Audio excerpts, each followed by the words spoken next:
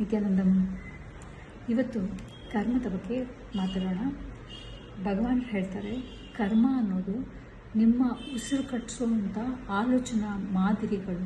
ಈ ಆಲೋಚನಾ ಮಾದರಿಗಳಿಂದಾಗಿ ನೀವು ನಿಮ್ಮ ಜೀವನದಲ್ಲಿ ಏನು ಸಾಧಿಸಬೇಕು ಅಂತಿರ್ತೀರ ಅದನ್ನು ಸಾಧಿಸೋದಕ್ಕೆ ಆಗ್ತಾ ಇರೋದಿಲ್ಲ ಅಂತ.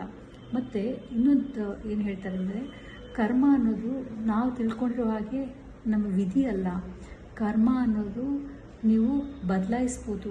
ಹೇಗೆ ಅಂದರೆ, ನೀವು ಜಾಗೃತರಾಗಿರೋದ್ರಿಂದ ಮತ್ತು ಪ್ರಜ್ಞಾಪೂರ್ವಕವಾಗಿ ನೀವು ಕ್ರಿಯೆಗಳನ್ನ ಮಾಡೋದ್ರಿಂದ ಖಂಡಿತ ನೀವು ಕರ್ಮಗಳಲ್ಲಿ ಬದಲಾವಣೆಯನ್ನು ತರ್ಬೋದು ಅಂತ.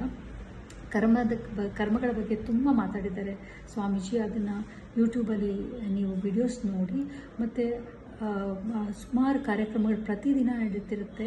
ಅದರಲ್ಲಿ ಭಾಗವಹಿಸಿ, ಬೆಳಗ್ಗೆ ದರ್ಶನಗಳಲ್ಲಿ ಭಾಗವಹಿಸಿ ನಿಮ್ಮ ಕರ್ಮಗಳನ್ನ ನೀವು ಬದಲಾಯಿಸ್ಕೋಬೋದು. ನಿತ್ಯಾನಂದಂ.